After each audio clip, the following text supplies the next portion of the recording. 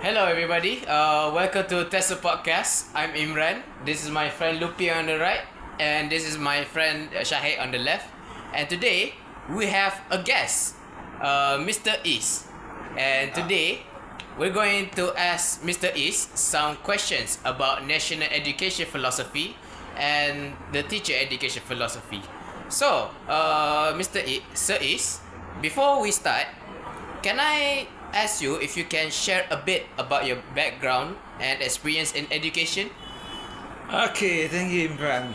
Background and experience in education. Okay, I was born in the 70s, of course, way back, and then finished my formal school education in 1987. Then did my degree in 1988. I graduated 1994.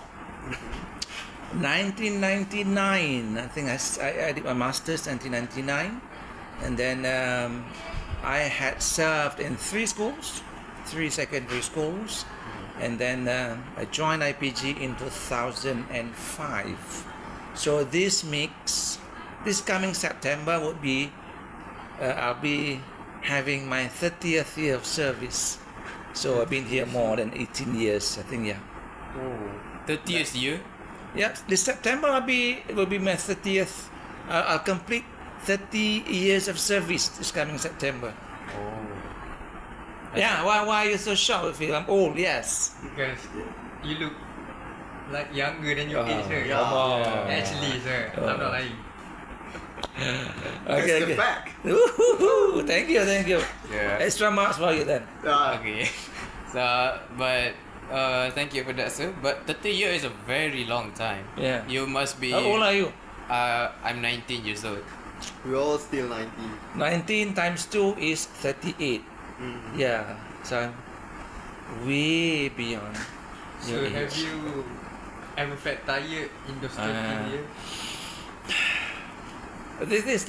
This motivation, it goes ups and down. There are days that you feel very tired, okay, because of certain things that you do in life. But there are days that you feel very much motivated. But having you inviting me in the podcast today, it makes me feel refreshed, motivated, appreciated. So yeah, it's the days, the good days, the bad days, as always in life, right? But I enjoy teaching. So far. I've never had any regrets. Yeah. I see. Well, do you have any good days that happened to you? Good days. Today is a good day. Alright, Wow. Today's a good day. Because of us. Because of you of guys, us. alright. Tomorrow is We're maybe a happy to better hear day because you're gonna treat me for lunch, right? Yeah. That'll be Sure. a better day. Alright, so of course there are good days, there are bad days, okay. And when you see that your students graduating, and then you've heard that your friends doing well in school, winning awards and stuff, and now you feel as if that you've done something good in life. So that's a good thing. It's a good feeling. The feeling that you have served your country, you have paved a way to your students to achieve and fulfill this national education philosophy that we are going to talk about, right? Yes. Okay. So yeah, those are the good feelings. I see. Well, thank you, sir, for your sharing. So, I have another question. So, what is the significance of maintaining a disciplined society through education in Malaysia, in your opinion? A disciplined society through education. How can you discipline a community without education? How can you discipline? You have to have education to discipline society.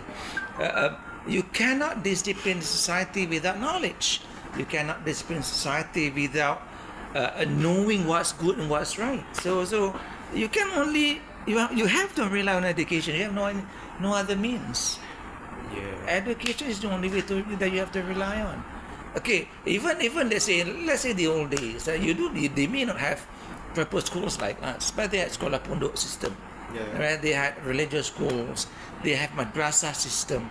and they even before that, they had chiramas, they had all those informal education systems. All of these were based on education. So there is no way you can have a highly civilized society without education. There is no way. Can you name me a society without education? No. It's impossible. It's impossible. Even though we say that there's no education in that society, but indirectly there must be an education Yes. system even at the house, isn't it? Yes, they may not have a formal education system, but there is always education informally lurking behind. In fact, every single day that you learn a new thing, that's education. You learn today that something's not working, education for you. So there is no way that we can survive without education. Correct, Lufil? What do you think? What about the society, let's say in a rural area where there's like no connection on the outside, from the outside, let's say indigenous people, yes, orang asli. Yeah, the indigenous people. So this is like again that what's been taught to them from generation to generation. Like even without formal education, they have survived. They're still there and they're surviving. In fact, our presence have put them in danger. Actually, they've been doing so well without us having them there, helping them. So for so many centuries, probably decades and centuries, they have survived without formal education. They kept their traditional life. They kept the same way of life. Because we compare our values with their values, which are not the same. All right. So we value modern life, even though we have this national education philosophy that says that we have to produce a well-rounded, balanced individual based on the emotional, spiritual, intellectual, and so on. All right. So those are our values. Our emotional values are not the same as their emotional values. Our intellectual is not the same as theirs. What kind of intellectual value that we need? We need to know technology. What do they need? Do they need technology? They not. They may not need technology. If we are referring to their own way of life, they need survival techniques. Right? They need to survive in the jungle. They need to know which tree produces good fruits, which tree produces the poison for their darts, and so on. So those are the values. Even though you can see that this national education philosophy of Malaysia, we have a general term. All we need is that we want to have a well-rounded student, right? So intellectually, spiritually, emotionally, and there must be well-balanced socially as well. So yes, overall you can have that. You can have that overall. Even that is also applicable to them. But their emotion is different, their intellectual is different, their spiritual is different. So even among us, modern life, like okay, you have Indians in Malaysia, Chinese in Malaysia, you have the Aborigines, the Kadazandaya, Malays and everything. We have to have that well-rounded life, well-rounded citizenship, for example. But the way it doesn't matter whether you believe in your God, you believe in your God, I believe in my God. But at the end of the day, that you want a well-rounded society, a well-rounded individual, okay, so that we are very mature in terms of living our life. Your religion is your religion, but it does not necessarily mean that we cannot work together. Alright? Do we need religion to work together? No. You can just work together. Yeah, we can just work together. Yeah. So like you're successful based on the environment that you're in. Yep, exactly. So I don't know why some people they use this racial thing. You know, because when you can see clearly in national education philosophy or NEP, there is no mention of race by race. It's all about harmonious society. Everybody is reaching, pushing for the same thing. So Can I ask you one more thing? So for example, like if someone isn't following the traditional path, as in going to college, then going to work at a corporate job and climbing the corporate ladder, do you think he can be successful if he went to make himself smarter through the internet and going through that to find a job and be a freelancer, or maybe even start a business like that? Do you think he can be successful if he just followed the internet? That means you're talking about the differences whether which one will give you a better life or a better success. Those who follow a formal education system and those who go through a different let's say non-formal education system. Like say you learn, Shahid learns, is a good cook, but he never gone to a cooking school. You learn from internet, and many people do. Yeah, they can be a successful cook as well. Definitely, yeah. Then they're not certain. There are many things that formal education system cannot offer. Things that you only learn in life, for example. You can you can learn cooking, for example, in from a cooking school, but can you be a good cook? Not necessarily. Yeah, okay. You can be a teacher. You guys are trained to be teachers, right? So we can train you to be teachers. You know what's to be, what to do, how to design lesson plan, how to manage students in the classroom. You know how to look at the SKP. You know what to plan, the strategies to use. But can you be a good teacher? Not necessarily. So there are balance that you can do. For me, I feel that if you go through a formal education system, it's very good for the basics and the knowledge that's going to be given to you. But you also need to know and then, be exposed to this informal curriculum through, as you said, non-formal channels like internet, friends, parents, society, even the environment. You can learn that. In that way, you will make your formal education even better. You can be a good, let's say you learn to cook, but the people around you can make you a better cook, right? So that it enhances your skills even more. Okay, but having said that, you can see that lots of philanthropists like Bill Gates and Jeff, Mark Zuckerberg, those who have never finished their formal education, they're billionaires. So, yeah, but if your measurement of success is money, yes, but money is not a good indicator of being successful, isn't it? It's an indicator of being rich, but it's not an indicator of being successful, because you can be rich but a lousy person. You can be rich but stingy, all sorts of things. Yeah. Well, what's your parameter for being a successful person? Okay, that's a very good question. If you look at that national, what does our national education philosophy say? What are the elements in the national education philosophy? Come on! I don't remember. Tell me, my goodness! My goodness, what was the gist of national education philosophy? That we have to produce a well-rounded citizenship or citizens or individuals, right? Yep.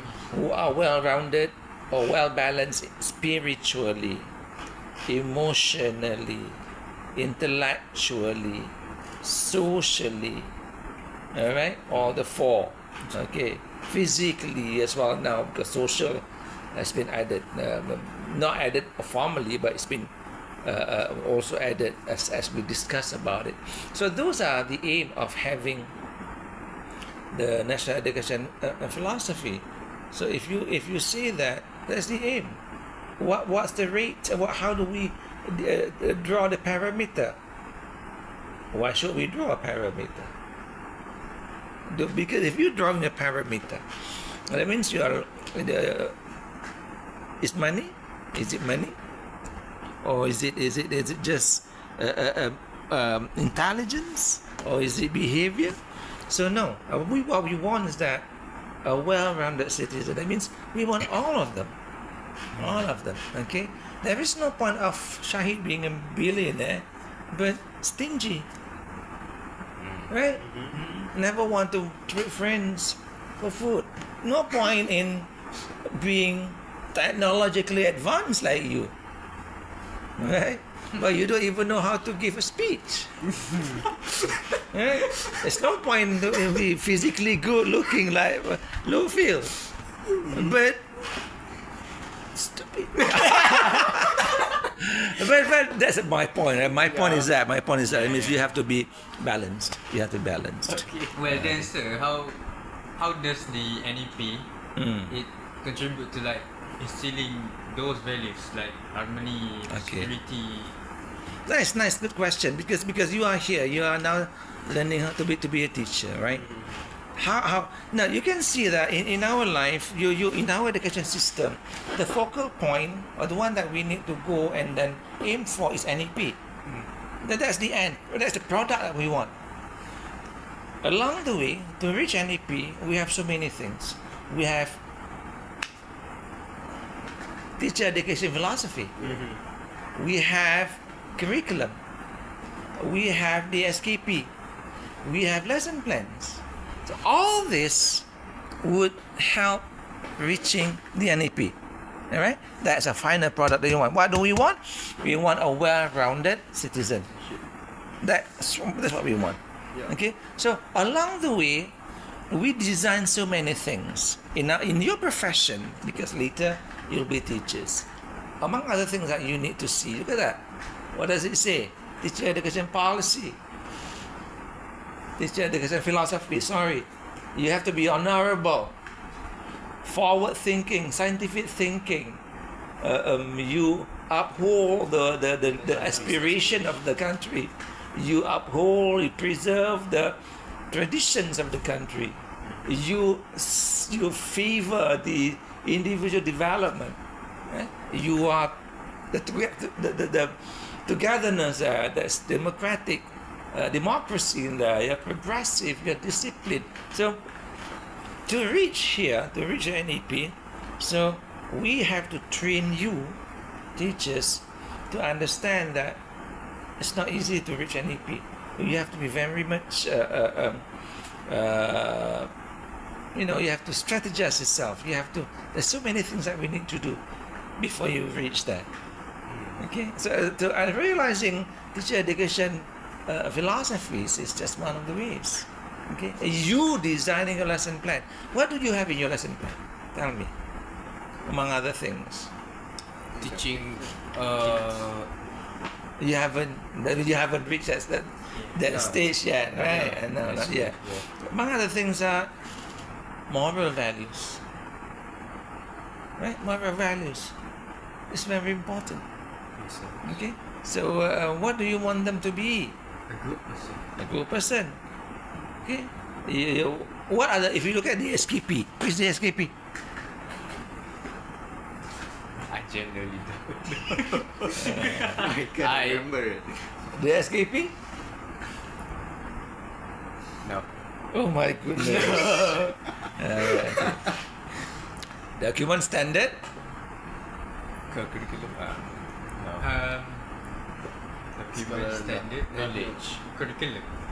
Curriculum and penilaian, right? Okay. The SKP, for you have English SKP, BM the SKP and so on. Alright. Now, you have the SKP. If you look at the SKP, there are moral values that are written there, like patriotism, self-value, and everything. So these are the things that you need to instill in your learners, right? And then having instilled all these values, you help them to be,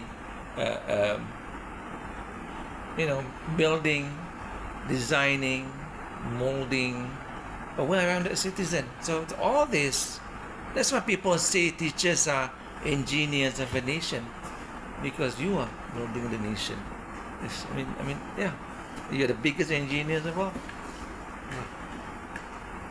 We help make with the engineers. You that either help make engineers. or break the country. Yeah. I get it. So, throughout your long years of being a teacher, right? It's not mean that you're you're still young You don't to have to, me. you don't have to say that. I already understood that. Okay, you don't have to say. What challenge do teachers face in applying the principle of NEP and TEP to create a disciplined society? And how can this challenge be addressed? Okay, first question first. Challenges, right? Okay, challenges. Remind me of the second question. Alright. Challenges. Okay. Having you is a challenge. Okay. Having us. Alright. Being individual is a challenge. Yeah. Okay, but those are minor things. Right now, the biggest challenge would be for me personally, if we are talking about the education system, is that there are certain things that we want to do, but we don't have enough money to do that. Look at us. All right, this is 1954. This institution was built in 1954. And look at the state of the buildings. All right. So we are lucky now that after applying for so many years, we've got some money to repair all the halls that we have at the moment. So yeah, there's so many things that we can do, but without money, we cannot do much. All right. So we can only reach a certain level. Okay, that's number one. And number two, are we ready for change? For example, we abolished UPSR. We abolished PT3. Okay. Why? Because we favor PBD, right? What is PBD again? Pendidikan. Berterusan. I don't know. Pentakdiran berdasarkan guru. Okay, alright. I'm gonna twist your ears after show. Alright. I'm sorry. Pentakdiran bilik darjah, right? Oh yeah, that's the way. Alright, PBD. Because we're doing that at the moment, right? Okay, we don't have any PT3 anymore and UPSR anymore. But we forgot that to do PBD or classroom assessment, you need to have a lower number, the lower ratio of student-teacher. I cannot be observing and assessing my students if there are 40 of them in the classroom. So are we ready for that? No, we are not. So we have never taken this into consideration. I think we are still, of course, we are learning from mistakes, right? If you look at does this mean that the classroom assessment is not working? No, it's working. It's working well in other countries. But other countries have other conditions that support this PBD or classroom assessment. They have lower ratio of teacher-student ratio. They have, I don't know, maybe cameras that they can observe in the classroom. They have a different educational system. If I'm not mistaken, I can't remember one of the Scandinavian countries. They also don't have any formal exam until the students come to the age of 16, which we want to do. Isn't that Finland? Most probably, I can't remember the country. I'm pretty sure it's Finland. So, but look at the ratio, student ratio over there, student teacher ratio. So we are having that's huge challenge. Financially, our readiness, parental expectations. Now that parents want UPSR to come back. So yeah. But I heard some news that the PSR will be going again, right? Parents are pushing for the UPSR to come back again but I would say, what we want to do is not, my personal view is not that why should we go back? We have moved forward, right? Why should we go back? Now, we have bought a modern jet, for example, right? But we cannot use a jet well. Why? Because our airport is small. Oh. So what do? We discard the jet. We have spent billion buying a jet. Or we expand our airport. So now if we expand our airport, we have a better airport, we have a better transportation. All right. Now we have a good assessment system which is proven to work overseas. But we have poor classrooms, poor student ratio. So what should we do? So we discard that so that we can continue having poor classroom, higher ratio. I don't see. Can you see what I'm trying to say? Okay. Yeah. So why should we turn back? I think we should go forward. What we need to do now is to improve our student ratio system, our teacher ratio system, improve the classroom, have more schools, having lower number of students per school or per classroom. That's what we should do. Okay. So there are a lot of challenges, right? How do we overcome them? It's difficult. It's difficult because these come from us in the beginning. This come from us, and I feel that sometimes we fail to understand that. No, we fail to open the minds of everyone in society. Yeah, okay. Sometimes, if we say it can be, this is a sensitive issue. You're condemning the government and so on. But I'm not trying to say that. We don't, or we fail to do our homework before we apply certain things. Am I too critical? Right, critical. Am I too critical over this issue? I mean, I could be barred from Malaysia afterwards. No. But the thing is that we fail to understand the whole situation. That we're not ready to move forward, and we fail to understand which part of, and elements that the nation needs that needs improvement. So, you simply means we simply need education. That's the first driving force of civilization. Right? We need health to sustain our people's health, and we need armed forces for our safety. 3 major issues. We don't need skyscrapers. Right? We don't need to send people to the moon. Alright, so that's the thing. I mean, yeah, how do we overcome? Awareness, more education. We have to educate people so that they can be educated. Only that can open people's eyes. Only that can make people understand that we can move forward. Until we really educate, we can really educate people, we can never move forward. I see. I don't know, that's my view. You may have a different view. This is a free country, anybody can talk. Kind of thing. Of course. Well, thank you for your sharing that, sir. Now, for the final question for today's podcast, how do you envision the future of Malaysia's education system in continuing to shape a disciplined and excellent society? How do I envision? Yeah. How do I envision to reach NEP, right? To see education policy, the change that. I don't know, Imran, it's very difficult to say because but we are making progress. I've been here 18 years and I've seen changes in the at least in the curriculum of teacher education. All right. When in the old days you would never see coursework that requires you to submit using technology or digitally. Now there is no coursework that does not require. Every coursework requires digital. Yep. So you can see that. So in the future, what I see is that we will go a lot more. It's a shame because I feel that we have to rely on human touch, emotions there. But people are beginning to rely more and more on digital, on technology. And so you have teacherless society. We have teacherless classroom, teacherless society. Okay, where everything is given for free, open, virtually. But you can have a lot of knowledge virtually, but you can never have a human touch. And that's when emotion comes in, isn't it?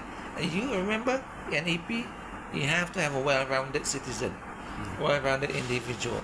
It's not just about intellectual, emotion, right? Physical, and mental. So this is all a thing. So it's a very scary question because I envision in the future more and more classrooms will be without teachers. But that scares me because sometimes, when you lose that human touch, if I can say, you will lose your human soul. What's gonna happen to our society? Depressing. There you go. All right. So I don't know. I don't know. That's why I foresee that teachers will play less and lesser role in the future education. But I hope I am wrong. I see. Yeah, it is quite depressing if that actually happens. Yeah, very depressing. We just leave it to the future for now. Yeah, all we can do is pray. Alright, that's what we can do. Yeah. Even robots can pray now. Yeah. Well, I don't know if that's right, but okay. Thank you so much for today, Sir Is. You've been really helpful and informative. Yes. So I think this is it for our podcast today. We will see you later. Goodbye. Alright, bye-bye. Thank you for having me. Everyone, my name is Imran, and for this session, I will be summarizing that we have discussed about Sir Is in the interview that we had just now. So, for starters, Mr. Is was born in the 1970s. He completed his formal schooling in 1987 and completed his degree in 1984. He earned his master's degree in 1999, and his career as a teacher spanned for almost 30 years now. So he served in 3 secondary schools before joining IPG. He joined the Institute of Teacher Education in 2005, where he has worked there for the past 18 years. In the conversation, Mr. Is also touched on the ups and downs of his career, where he acknowledges that motivation fluctuates with time, like in any profession. While some days can feel exhausting, he finds moments of renewed energy when engaging with others, such as participating in the podcast or seeing the positive outcomes of his work. He also highlights that while there have been difficult moments, the joy of teaching and his overall passion for the profession have kept him going without regrets. Mr. Is also expressed that seeing the outcomes of his efforts and how they align with the national goals of education gives him a sense of purpose. Despite the ups and downs, he continues to enjoy his work and finds meaning in helping students pave their way to success. When we asked Mr. Is about some memorable experiences, Mr. Is shares that there have been many good days in his career. One of the most rewarding moments is seeing his students graduate, excel in their careers, or even receive rewards. These instances remind him that his work has had a lasting impact and has contributed to the success of his students. This sense of fulfillment aligns with the broader goals of the national education philosophy, which focuses on guiding students to succeed and contribute positively to society. In the interview, we also asked Mr. Is about what is the significance of maintaining a disciplined society through education in Malaysia. In this discussion, Mr. Is stresses that the importance of maintaining a disciplined society through education, stating that it is impossible to cultivate discipline without knowledge. Education, whether formal or informal, is key to helping individuals and societies understand right from wrong. Historically, even societies that lack formal education systems had alternative forms of learning through religious schools or community-based teachings. This demonstrates that education has always been a foundational element of societal development. Mr. Is also highlights that even in rural or indigenous communities where formal education is absent, people survive and thrive by passing down knowledge from generation to generation. Indigenous people, for example, have mastered survival techniques, learning about nature and their environment, even without a formal education system. This indicates that informal education is still a form of discipline that shapes their way of life. Mr. Is argues that the values we hold in modern society, such as intellectual, emotional, and spiritual development, are different from those in indigenous communities, but both have their own versions of education and discipline. On the other hand, in modern education, Mr. East contrasts formal and informal education path. While formal education like attending schools and universities provides the foundation for knowledge, non-traditional avenues such as learning through the internet, self-study, or life experiences can also lead to success. For example, someone might become a successful cook or entrepreneur without formal training, but through learning from online resources or real-life experiences. Formal education teaches important skills and foundational knowledge, but life experiences, friends, society, and informal education enhance and refine those skills. Hi everyone, so today I'll be summarizing the interview that we have made with Mr. Is, which is my question for him is what challenge do teachers face in applying the principle of NEP and CEP to create a disciplined society, and how can this challenge be addressed? So first thing first that he has mentioned in the interview is financial constraint, which limits the improvement we want to make to achieve in our education system. Take for instance, many of our institution buildings, some of which were built as far as back in 1954. If you look around, you'll see that the states of building outdated, in need of repair, and unable to fully support the need of modern education. Well, it's fortunate that after years of planning, we've managed to secure funding to repair some of our halls, our structure, but that's only a small step. The reality is there's so much more that we could do, but without sufficient money, we can only reach a certain level. Think about it. How can we improve the quality of our institution when we don't even have the funds to maintain the basic infrastructure? The gap between that what we want to achieve and what we can afford is a significant challenge in itself. The next thing is that one of second challenge that he have mentioned is our readiness for change. We've recently seen the abolishment of UPSR and PT3 in favor of PBD, or school classroom-based assessment. In theory, this shift aligns us with modern education approach that emphasize student-centered learning and continuous assessment rather than standardizing testing. However, are we truly ready to adopt this change? One of the biggest barriers to successfully classroom-based assessment is the teacher-student ratio.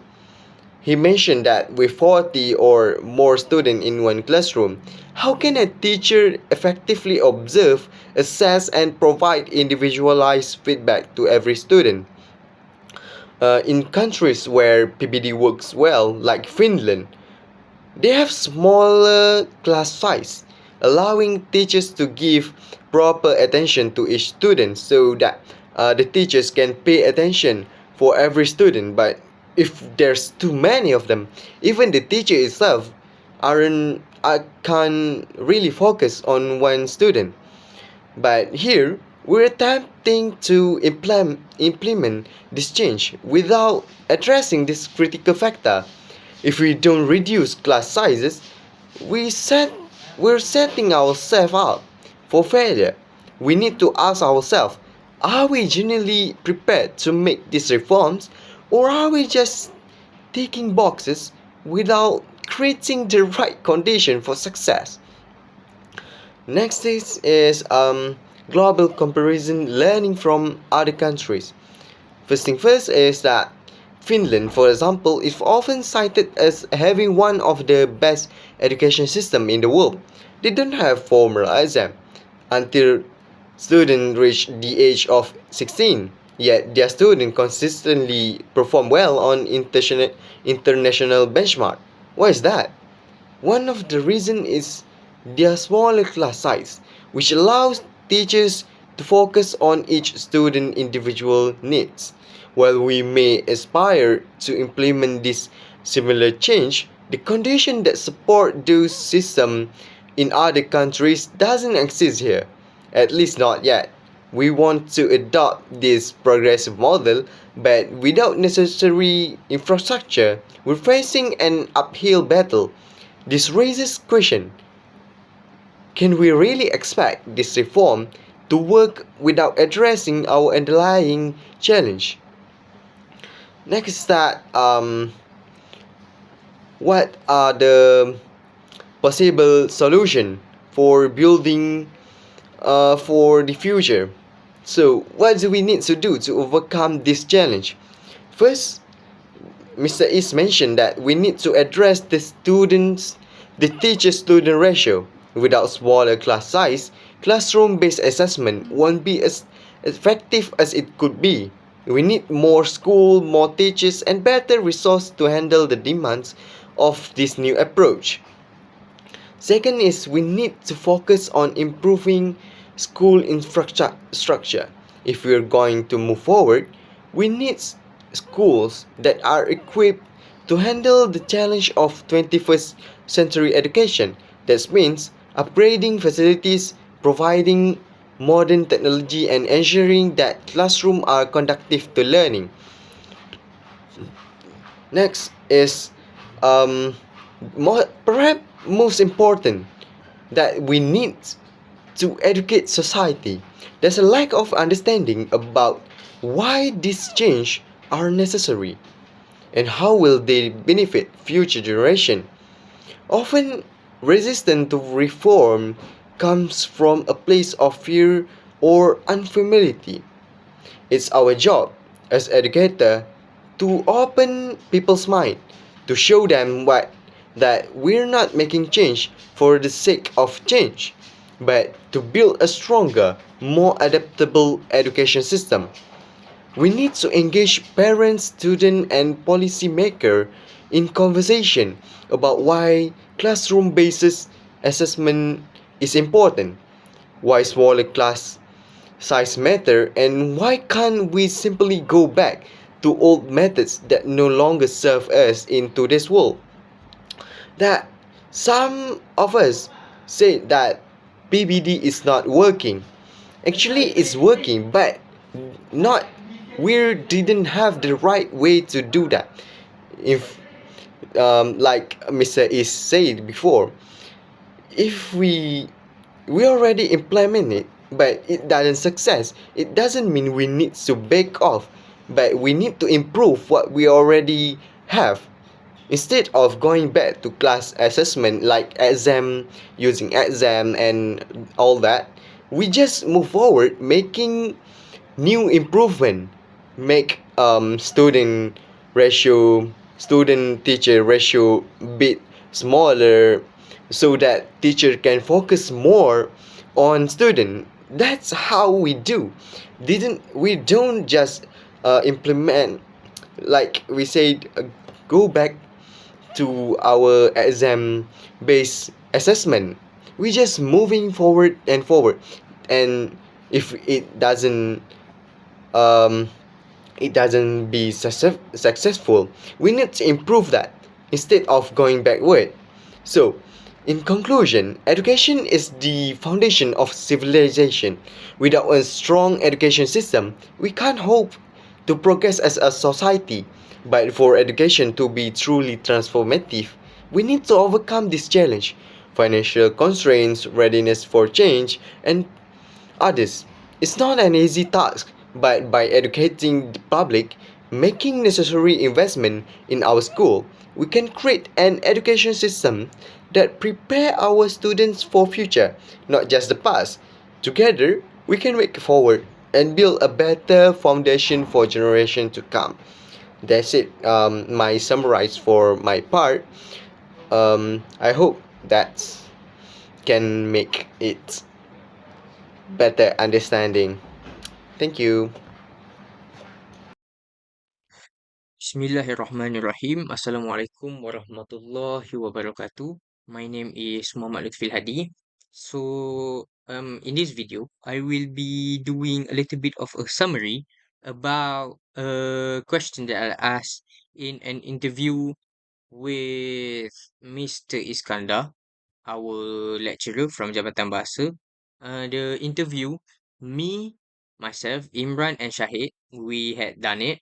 So I want to like clarify a few things in the question that I asked, which is how does the National Education Philosophy (NEP) contribute to instilling values such as harmony, safety, and security in students?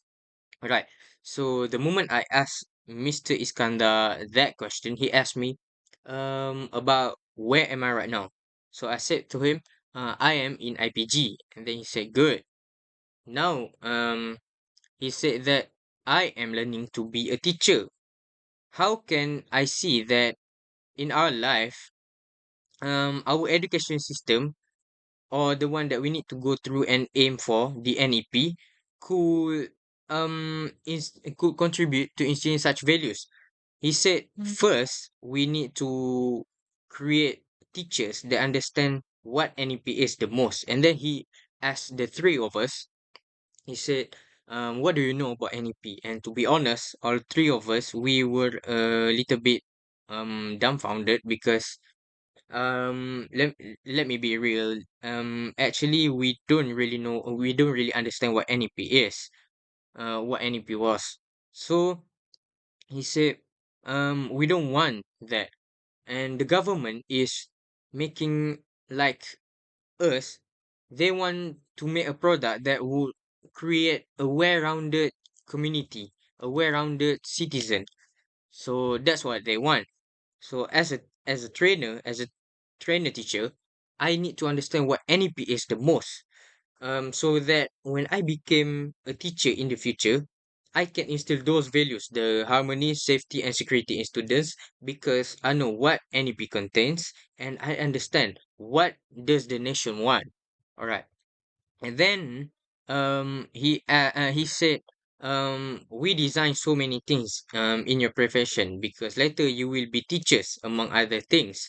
And when he said that, I thought about, actually yes, because teachers they are the one that teach students, and when those students become successful, it will make the nation a better place because we will have doctors, the prime ministers, the cleaners, or everything, right? So um he said that the the national education philosophy um is what teachers need to know the most, so that in the future we could instill those values to our students. And then he asked me about teacher education philosophy, teacher education policy, and then he showed me one picture at the wall, and then we look at it, aspiration of the country, preserving the traditions, is in the favor of the individual. And then he said that you also need to understand that because that the teacher education policy is also one of the things that we teachers need to understand. And then he said that even if we are young, um and we are still new in IPG, we shouldn't think about things like, okay, I'm still young, so I don't have to understand anything yet. No, because me right now, I am becoming a teacher, so I need to strategize myself. I need to make a clear point in my life about what I want and what I want for the country, right? So he said, you guys are the engineers of a nation.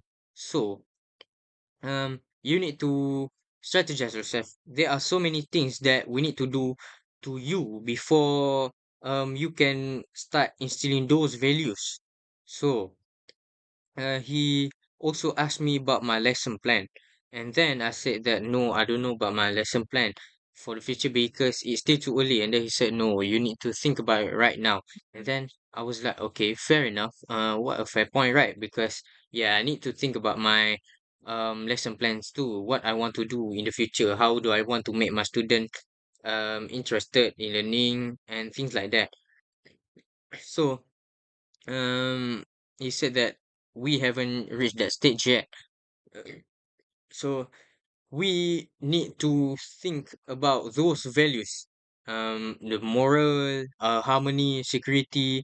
So we need to understand those values first before we can give them to another person, which is our students in the future, so that um the standard of the NEP that the government want will be accomplished, will be met.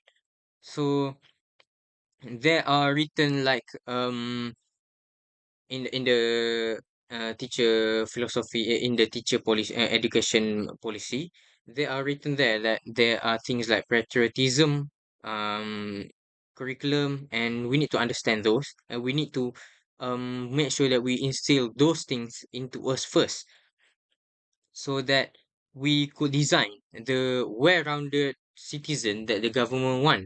All right. So I think he's he- he's saying a good point, because yeah, teachers are actually the engineers of a nation, because without a good teacher there won't be like a good doctor. If there is no good teacher, there will be chaos around, because what if the teacher doesn't understand what moral values and how many value is, and then this when the teacher doesn't know about those values, and then and so the teacher doesn't have anything to teach to the student about moral and harmony, which is which is a very crucial thing in a human life. So it will be chaos, because students, um they will not understand what moral and harmony is when they do certain things. So that's why there will be like robbery and stuff like that. And then he said throughout the long years of being a teacher, it doesn't mean that you are experienced enough to stop learning, he said.